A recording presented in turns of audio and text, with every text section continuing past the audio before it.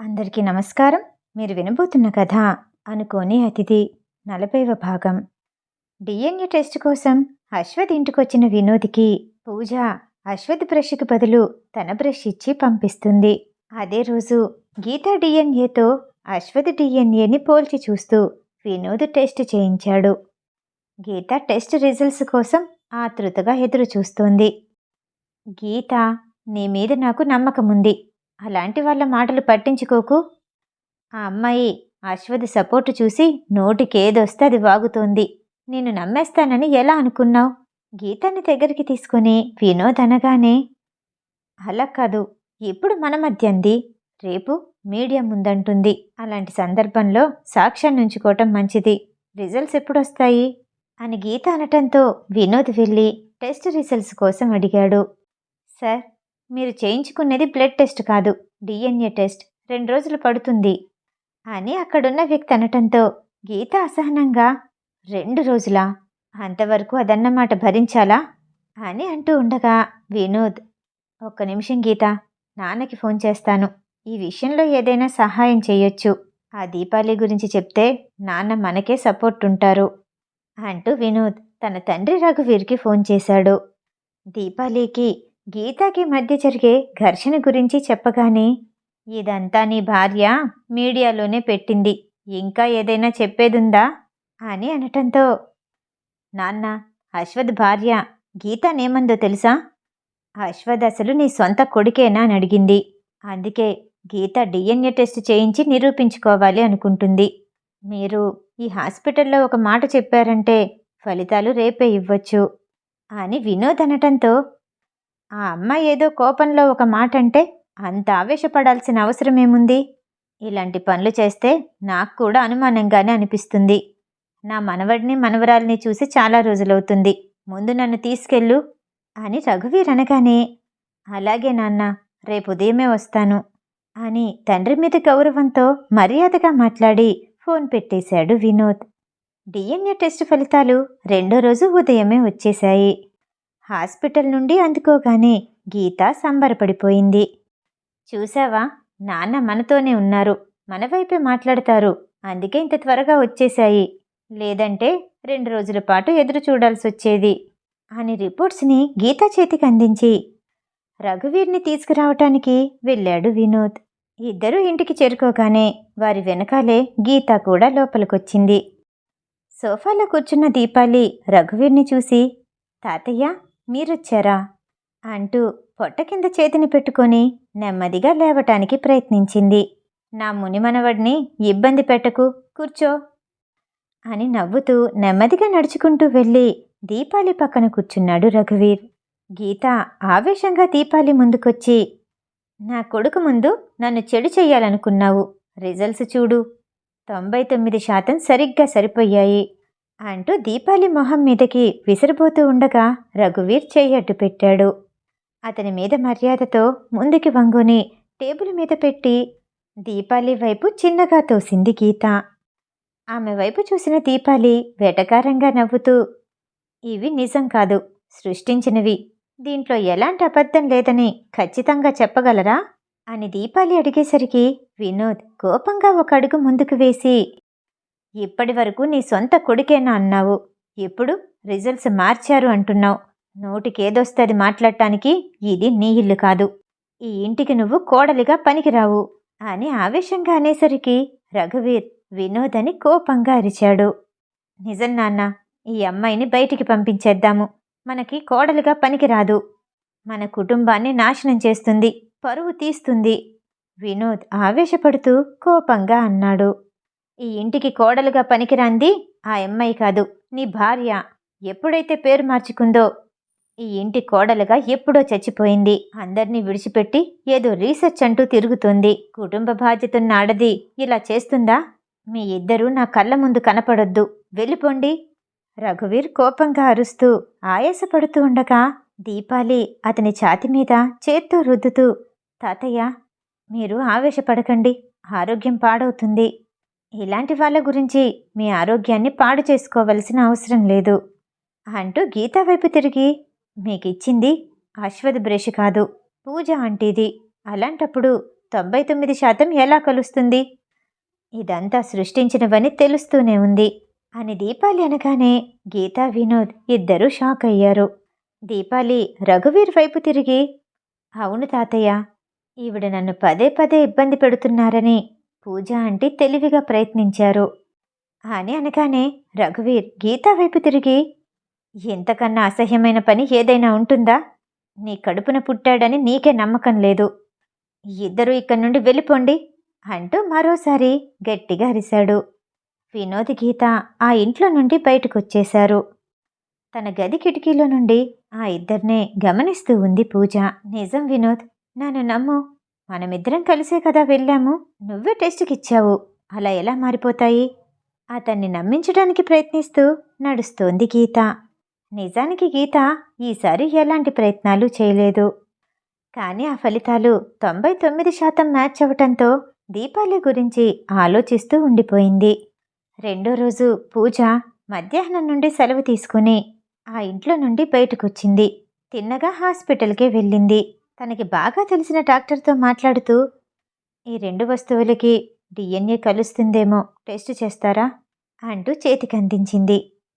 తప్పకుండా, ఒక 2 గంటల సమయం పడుతుంది అని డాక్టర్ చెప్పగానే, పర్లేదు డాక్టర్, వెయిట్ చేస్తాను అంటూ అదే హాస్పిటల్లో ఎదురు చూస్తూ కూర్చుంది. 2 గంటల తర్వాత డాక్టర్ పూజని పిలిచారు. ఈ 2 రిపోర్ట్స్ యాక్యురేట్గా ఉన్నాయి. ఇద్దరూ రక్త సంబంధీకులే, ఇందులో అనుమానం లేదు అని అనేసరికి పూజ తనతో పాటు తెచ్చిన గీత పడేసిన రిపోర్ట్ని డాక్టర్ చేతికి అందించి, ఈ 2 రిపోర్ట్స్లోనే పోల్చిన వ్యక్తి ఒకరే, కానీ పోల్చుకున్న వ్యక్తులు ఇద్దరు. వేరువేరు వ్యక్తుల డిఎన్ఏ ఎలా సరైందవుతుంది అని పూజ అనుమానంగా అనగానే కాసేపు ఆలోచించిన డాక్టర్, ఖచ్చితంగా సాధ్యమవుతుంది. ఆ ఇద్దరు వ్యక్తులు ట్విన్స్ అయినప్పుడు కవలల్లో చాలా వరకు ఒకే రకమైన డిఎన్ఏ ఉంటుంది. ఆ ఇద్దరిలో ఎవరెవరు అన్నది విడిగా గుర్తించాలంటే వేలి గుర్తులు తప్ప మరో అవకాశం లేదు అని చెప్పగానే కాలిపోయిన తన వేళ్ల వైపు చూసుకుని, కావాలనే నా జీవితాన్ని లాక్కుంది. నా భర్తని, నా జీవితాన్ని, నా కొడుకుని, నా కెరియర్ని. ఇదంతా ప్లాన్ ప్రకారం చేసింది. నాతో పాటు కలిసి పుట్టింది అనే కానీ నన్ను నాశనం చేయటానికే పుట్టింది. నా కుటుంబంలోకి నెమ్మదిగా వచ్చి స్తంభంలా పాతుకుపోయింది అని ఆలోచిస్తూ ఆ 2 రిపోర్ట్స్ తీసుకొని ఆలస్యమవుతూ ఉండటంతో వెంటనే ఇంటికి చేరుకుంది పూజ. కంగారుగా వస్తున్న ఆమెను చూసి, పూజ ఆంటీ, ఎందుకంత కంగారు పడుతున్నారు? వంటకు ఆలస్యమవుతుందనా? మరేం పర్వాలేదు, నేనుంటాను అని నవ్వుతూ చెప్పి పూజాని చూస్తూ అక్కడే కూర్చుంది దీపాలి. పూజ మనసు అన్యమనస్కంగానే ఉంది. పనిచేస్తూ అక్కడే కూర్చున్న దీపాలితో, సినిమాలలో చూపించినట్టు నిజ జీవితంలో కూడా జరుగుతాయంటే ఎవరైనా నమ్ముతారా? కూరగాయలు కట్ చేస్తూనే తలదించుకునే అడిగింది పూజ. ఆంటీ, మీకు కొత్తగా చెప్పాలా? నిజ జీవితంలో జరిగేవే సినిమాల్లో ఉంటాయి, కానీ సినిమాల్లో జరిగే ప్రతిదీ నిజ జీవితంలో ఉండదు. పూజ మనసులో మాట ఏదైనా చెప్తుందేమోనని ఆతృతగా చూసింది దీపాలి. అది నిజమే, ఒక్కోసారి మన వాళ్ళు మనల్ని గుర్తుపట్టరు, ప్రపంచమంతా ఒక్కటయ్యి మనల్ని వెలేస్తుంది అని బాధగా అంది పూజ. అయ్యుండొచ్చంటీ, నా విషయమే చూసుకోండి. కేశవి నా కుటుంబం నుండి నన్ను వేరు చేసింది. ఎన్నో సంవత్సరాలు బాధపడ్డాను, కానీ చివరికి నిజమేంటో తెలిసింది. నా వాళ్ళు నా సొంతమయ్యారు. తప్పు చేసిన వాళ్ళకి శిక్ష పడింది. ఇంతకు మించి ఏం కావాలి? ఎవరి జీవితంలో అయినా తప్పు చేసిన వాళ్ళకి శిక్ష ఖచ్చితంగా పడి తీరుతుంది, కానీ కొంత సమయం పడుతుంది, అంతే. మీ జీవితంలో ఎవరి మీదైనా చాలా కోపం ఉందా? అడిగింది దీపాలి. ఆమె సొంత విషయాలు అంతకు మించి చెప్పటం ఇష్టం లేని పూజ, అలాంటిదేమీ లేదమ్మా, నీకు వంట చేస్తాను, ఆలస్యమవుతుంది అంటూ కూరగాయలు పట్టుకుని కిచెన్లోకి వెళ్ళిపోయింది. ఆ రోజు సాయంత్రం అశ్వథ్ రాగానే తను తెలుసుకున్నదంతా అశ్వథ్ చెవిలో ఊదేసింది దీపాలి. దీపాలిని మంచం మీద కూర్చోపెడుతూ, ఆంటీ వచ్చాక నీకు మంచిగా టైం పాస్ అవుతుంది, అయినా కూడా జాగ్రత్తగా ఉండు. రోజుకో కొత్త విషయాన్ని ఆశ్చర్యంగా చెప్తున్న దీపాలిని చూసి నవ్వుతూ అన్నాడు అశ్వథ్. దీపాలి అదంతా పట్టించుకోకుండా తన ఆతృతని బయటపెడుతూ, మీకో విషయం తెలుసా? పూజ అంటే అత్తయ్య మామయ్య వెళ్ళిపోయాక ఆ ప్లేస్లో పడున్న వెంట్రుకల్ని తీసి చూసింది. అవి ఖచ్చితంగా మీ అమ్మగారివే. నాకు తెలుసు. అవన్నీ ఎందుకు తీసుకుంది? ప్రత్యేకంగా ఏదైనా టెస్ట్ చేయిస్తుందా? దీపాలి చిన్నగా అనగానే, అంతేనా? నా బ్రష్ కూడా మాయమైంది. ఆ ప్లేస్లో కొత్త బ్రష్ ఉంది అని అశ్వథ్ ఆలోచిస్తూ ఉండగా, పూజ అంటే మనకెలాంటి నష్టం కలిగించదు అది అర్థమవుతుంది. కానీ ఏదో విషయం మనసులో ఉంది. అది త్వరలోనే తెలుసుకోవాలి. ఏదో సాధించటానికి సిద్ధమవుతున్నట్టు అంది దీపాలి. ఇంతకు మించి ఆలస్యంగా తినటం మంచిది కాదు. త్వరగా తినేసి పడుకో అంటూ దీపాలిని కిందకి తీసుకొచ్చాడు అశ్వథ్.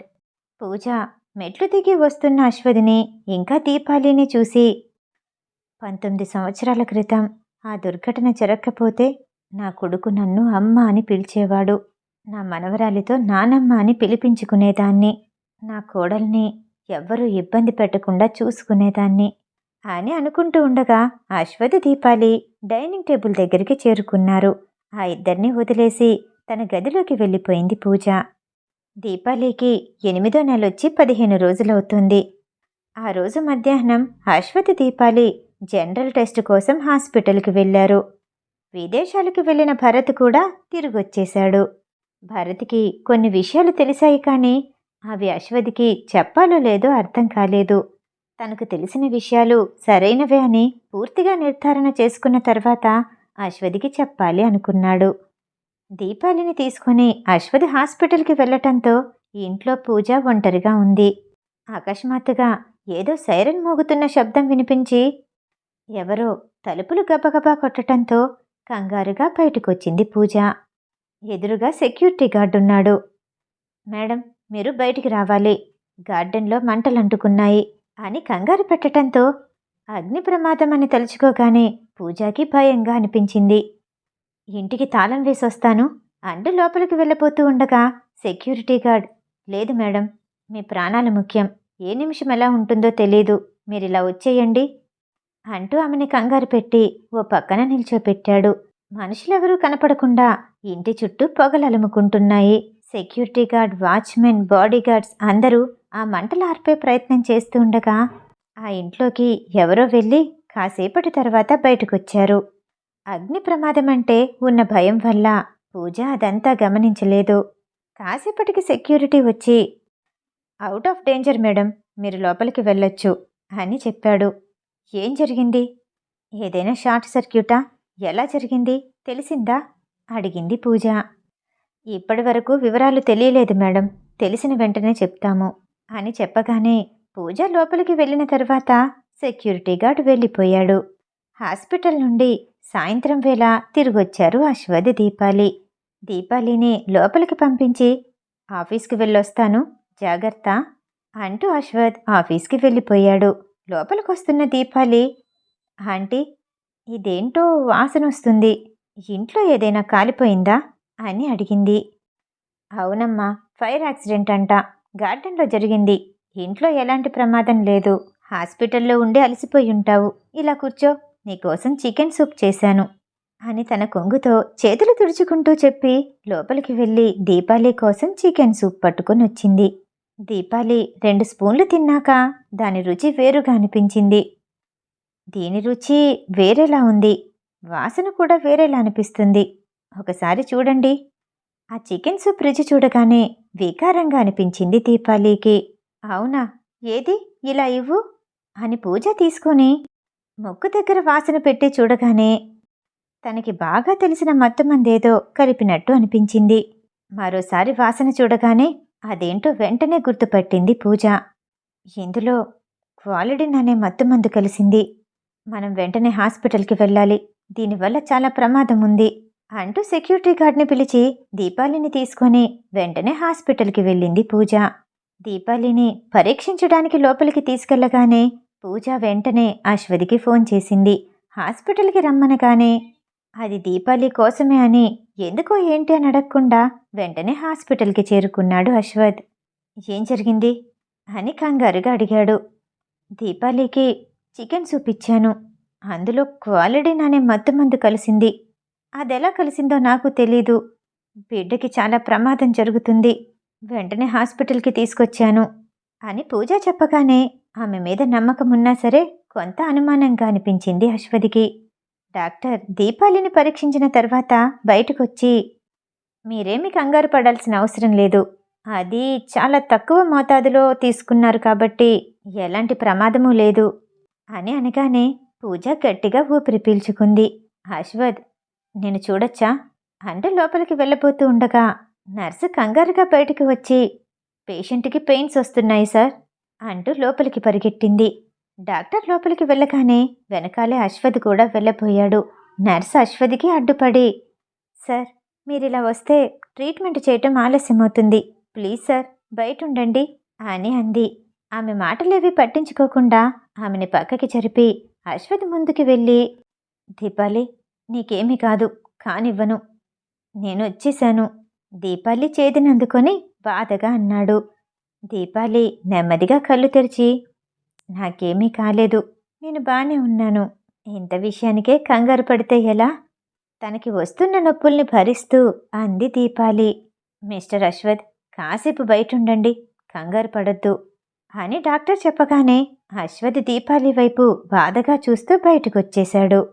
ఇదంతా నా వల్లే జరిగింది, నేను జాగ్రత్తగా ఉండలేకపోయాను. ఒక రకంగా దీనికి కారణం నేనే. తన్ని తానే నిందించుకుంటూ తనలో తానే తిట్టుకుంటూ ఉంది పూజ. దీని గురించి ఏమనుకుంటున్నారు? నా భార్య మీద ఇలాంటి ప్రయత్నం చేసింది ఎవరు అంటూ పూజ వైపు అనుమానంగా చూశాడు అశ్వథ్. నిజంగా నిజంగా నాకేమీ తెలీదు. ఇవాళ ఫైర్ యాక్సిడెంట్ జరిగింది, అందుకని ఇంట్లో నుండి కాసేపు బయటకొచ్చాను. అప్పుడు నిర్లక్ష్యంగా ఉండటమే నా తప్పైపోయింది అంటూ బాధపడుతూ చెప్పింది పూజ. వెంటనే అశ్వథ్ భరత్కి ఫోన్ చేసి, ఈ విషయంలో ఎవరెవరైతే ఇన్వాల్వ్ అయ్యారో నాకు ప్రతి ఒక్కరూ కావాలి. నా భార్యని బిడ్డని వేధించాలనుకున్న వాళ్ళు ఎవ్వరూ ప్రాణాలతో మిగలకూడదు. నువ్వేం చేస్తావో నాకు తెలీదు. వెంటనే ఇన్వెస్టిగేషన్ చేసి దీనికి కారణమెవరో నాకు త్వరగా చెప్పాలి అని అశ్వథ్ అనగానే భరత్కి ఏమీ అర్థం కాలేదు. తిరిగి ఏంటి అని అడిగే ధైర్యం లేక ఫోన్ చెవిలోనే పెట్టుకుని అశ్వథ్ చెప్పేదంతా నిశ్శబ్దంగా వింటూ ఉన్నాడు. ఓ నిమిషం తర్వాత అశ్వథ్కి తనేం మాట్లాడుతున్నాడో అర్థమయ్యి, వెంటనే హాస్పిటల్కి రా అని భరత్కి చెప్పాడు. భరత్ వెంటనే హాస్పిటల్కి చేరుకోగానే జరిగిన విషయమంతా విని షాక్ అయ్యాడు. అంత ధైర్యంగా ఇంట్లోకొచ్చి ఇలాంటి మత్తుమందిని కలిపేదెవరు అని భరత్ అంటూ ఉండగా, ఇంకా ఎవరు, గీత అయ్యుండొచ్చు అని పక్కనే ఉన్న పూజ చిన్నగా గొనిగింది. ఆ మాట వినగానే అశ్వథ్కి చాలా కోపం వచ్చింది. ఇలా ఊహిస్తే సరిపోదు, సాక్ష్యాలు కావాలి. భరత్ నువ్వెళ్ళు అని చెప్పగానే భరత్ వెళ్ళిపోయాడు.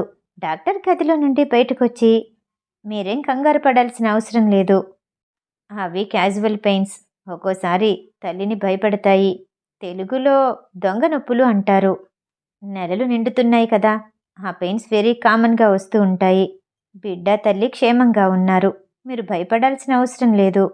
ఇంకో 2 రోజుల పాటు హాస్పిటల్లోనే ఉంచండి, అబ్జర్వేషన్లో ఉండాలి. అశ్వథ్కి పోయిన ప్రాణం తిరిగొచ్చినట్టు అనిపించింది.